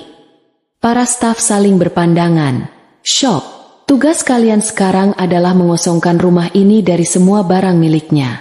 Saya mau kalian bekerja cepat. Bagi tugas. Bu Siti, Anda urus lemari pakaian utama. Masukkan semua setelan jasnya, kemejanya, sepatunya, dasinya, semuanya. Masukkan ke dalam kotak. 2 staf lain, periksa kamar mandi, ruang kerja, dan laci-laci. Semua parfumnya, jam tangannya, yang palsu dan yang asli, mansetnya, dokumen-dokumen pribadinya. Masukkan ke kotak terpisah. Dan kamu, katanya pada staf termuda, kumpulkan semua foto. Foto di dinding, di meja, semua yang ada wajahnya. Buang. Tapi Bu Siti mencoba menyela. Barang-barang ini mahal. Saya tidak peduli, potong Zahra. Jika kalian menemukan apapun, hadiah, perhiasan, apapun yang pernah saya berikan padanya, masukkan juga. Dan Zahra berhenti, menatap Indira. Periksa kamar tamu. Kamar yang biasa dipakai Bella kalau menginap. Aku mau semua barang yang mungkin pernah dia tinggalkan. Sikat gigi, pakaian, apa saja. Buang semuanya ke kantong sampah. Bakar jika perlu. Lakukan sekarang. Perintah Zahra. Selama 2 jam berikutnya, penthouse itu menjadi riuh. Suara selotip direnggut. Kotak-kotak diseret, pintu lemari dibuka tutup. Indira membantu mengawasi. Zahra duduk di balkon, membelakangi semua itu, menatap kota. Indira menghampirinya, membawa segelas air putih. Ini keputusan yang tepat, Zah. Aku tahu, kata Zahra, tapi ini belum selesai. Dia mengeluarkan ponselnya. Dia menelepon agen properti kelas atas kepercayaannya. Halo, Pak Arman? Ini Zahra. Saya mau jual penthouse saya di Menara SCBD. Ya, yang ini. Saya tidak mau pasang iklan. Saya mau private sale. Tawarkan ke klien VVIP Anda. Saya mau ini laku dalam seminggu. Saya tidak peduli harganya turun sedikit. Saya hanya ingin ini cepat selesai. Dia menutup telepon. Kamu akan pindah? Tanya Indira, terkejut. Aku tidak bisa tinggal di sini lagi. Indira, setiap sudut mengingatkanku pada kebohongan itu. Kamar ini, sofa ini, bahkan pemandangan ini, kata Zahra. Dan bukan hanya rumah ini. Aku juga akan menjual divisi impor Eropa itu. Tapi, Zah, kamu sudah membersihkannya. Divisi itu sekarang untung besar setelah kamu ambil alih langsung. Aku tahu, tapi divisi itu dibangun untuknya. Setiap kali aku melihat laporan keuangannya, Aku akan teringat padanya. Aku akan teringat pada penggelapan itu. Itu ternoda, kata Zahra. Aku akan menjualnya. Aku akan gunakan uangnya untuk membuka lini baru. Zahra Global Logistik, Divisi Artik, jalur pelayaran baru ke Eropa Utara. Sesuatu yang bersih, sesuatu yang murni milikku. Indira tersenyum. Inilah Zahra yang ia kenal. Bukan korban, tapi seorang penyintas yang pragmatis. Seorang pebisnis yang tidak akan membiarkan emosi menghalangi keuntungan masa depannya. Memotong kerugian, itu keahliannya. Dan Rangga adalah kerugian terbesar dalam hidupnya. 1 jam kemudian, Bu Siti menghampiri Zahra di balkon. Sudah selesai, Bu. 20 kotak besar. Dan 5 kantong sampah. Bagus, kata Zahra. Sekarang, hubungi ibu mertua saya. Ibu dari Rangga.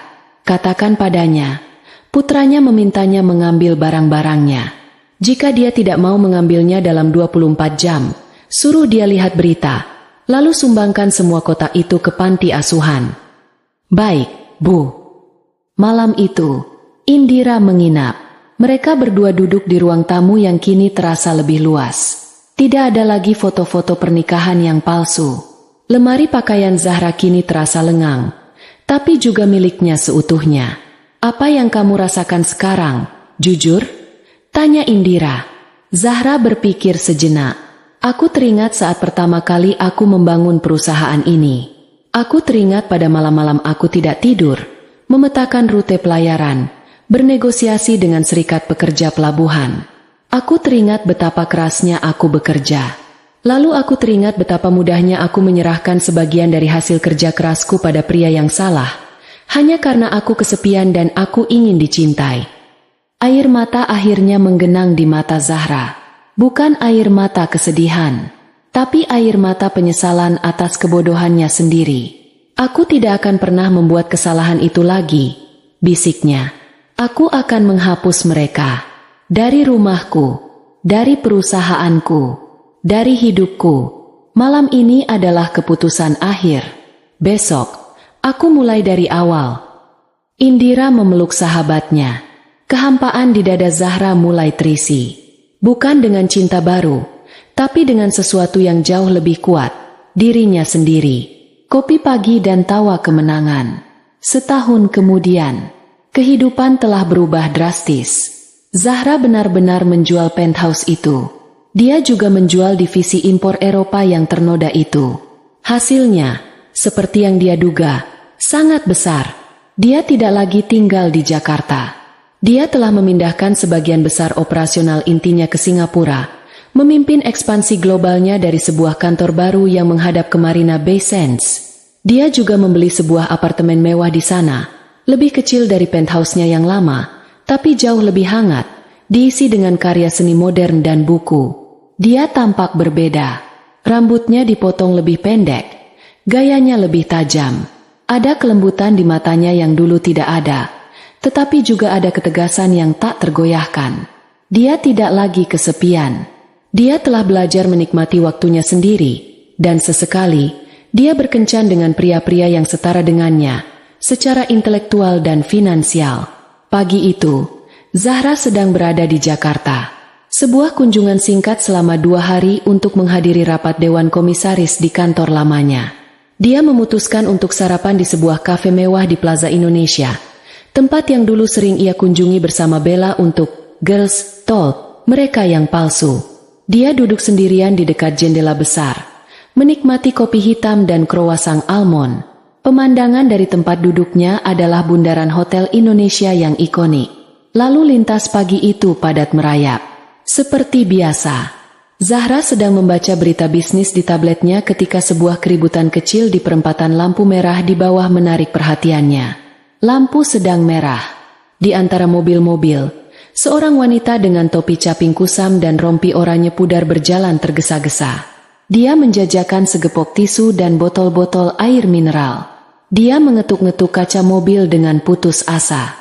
"Beli, Pak, Bu, buat makan." Suaranya yang samar nyaris tak terdengar, tapi gerak bibirnya terlihat. Wanita itu menoleh, menyeka keringat di wajahnya yang kusam dan terbakar matahari. Zahra membeku. Itu Bella, bekas sahabatnya. Wanita yang dulu sangat cantik dan terobsesi dengan barang-barang mewah, kini kurus kering, kulitnya menghitam, dan penampilannya tak terurus. Kecantikannya telah luntur, digantikan oleh keputusasaan yang permanen. Tuntutan perdata dari Reza telah bekerja dengan sempurna. Bella tidak bisa mendapatkan pekerjaan kantoran. Dia hidup dari apa yang bisa dia dapatkan di jalanan hari itu. Lampu lalu lintas masih merah. Sebuah sepeda motor berhenti mendadak di samping Bella. Pengemudinya mengenakan jaket ojek online berwarna hijau yang sudah pudar. "Mana uang setoran hari ini?" bentak pengemudi ojek itu, membuka kaca helmnya. Zahra bisa melihat wajah pria itu dengan jelas. Wajah yang tirus, mata yang cekung, dan kemarahan yang meluap-luap. Itu Rangga. Laporan dari Reza mengatakan Rangga hanya dipenjara 9 bulan, berkat pengakuan bersalah dan perilakunya yang baik. Atau lebih tepatnya, karena penjaranya terlalu penuh. Dia telah bebas selama beberapa bulan. Tapi kebebasan tidak berarti apa-apa baginya. Dengan catatan kriminal penggelapan, tidak ada perusahaan yang mau menerimanya. Satu-satunya pekerjaan yang bisa dia dapatkan adalah menjadi mitra ojek online, tanpa tunjangan, tanpa gengsi. "Aku belum dapat banyak, Mas," pekik Bella. Suaranya terdengar ketakutan. "Pasarnya lagi sepi." "Alasan terus," bentak Rangga. Dia merampas segenggam uang kusut dari tangan Bella. "Ini tidak cukup untuk bayar kontrakan petak kita." "Kamu malas?" "Ya." "Aku tidak malas. Kamu yang dari pagi cuma ngetem. Kenapa kamu tidak ambil orderan?" balas Bella. Tidak lagi takut, hanya lelah. "Diam kamu." Rangga mengancam akan memukul Bella. Tepat saat lampu berubah hijau, mobil-mobil mulai membunyikan klakson. Rangga mengumpat, menutup kaca helmnya, dan melajukan motornya dengan marah, meninggalkan Bella sendirian di tengah kepulan asap knalpot. Bella berdiri gemetar sesaat, lalu kembali mengetuk kaca mobil berikutnya. Air matanya bercampur dengan keringat. Zahra menyaksikan seluruh drama 5 menit itu dari balik kaca kafenya yang sejuk dan tenang. Dia melihat mereka. 2 orang yang telah mengambil segalanya darinya. 2 orang yang telah bersekongkol untuk menghancurkannya. Sekarang mereka bertengkar di perempatan lampu merah, memperebutkan uang receh untuk membayar kontrakan petak mereka. Mereka terjebak bersama dalam kemiskinan dan kebencian, karma yang sempurna. Rangga yang manipulatif kini bergantung pada Bella yang penjual tisu, dan Bella yang materialistis terjebak dengan Rangga yang seorang sopir ojek pemarah. Zahra teringat rasa sakit yang menusuk saat melihat story Instagram di Cappadocia. Dia teringat pada malam-malam tanpa tidur. Dia teringat pada penghinaan itu. Dia memandangi Bella yang kini berjalan lesu ke trotoar. Kalah. Dia memandangi motor Rangga yang menghilang di tikungan. Perlahan, Zahra mengangkat cangkir kopinya. Sebuah tawa kecil lolos dari bibirnya. Itu bukan tawa yang keras atau jahat. Itu adalah tawa yang pelan, tawa yang puas, tawa seseorang yang melihat alam semesta akhirnya membereskan kekacauan. Tawa seseorang yang menyadari bahwa balas dendam terbaik bukanlah api, tapi es. Dia telah membekukan mereka, dan sekarang dia hanya perlu menonton dari jauh saat mereka hancur berkeping-keping oleh karma mereka sendiri. Zahra menyesap kopinya. Rasanya sangat nikmat. Dia melupakan mereka, membuka kembali tabletnya, dan melanjutkan membaca berita tentang ekspansi bisnis barunya ke Arctic. Dia punya pekerjaan yang harus dilakukan.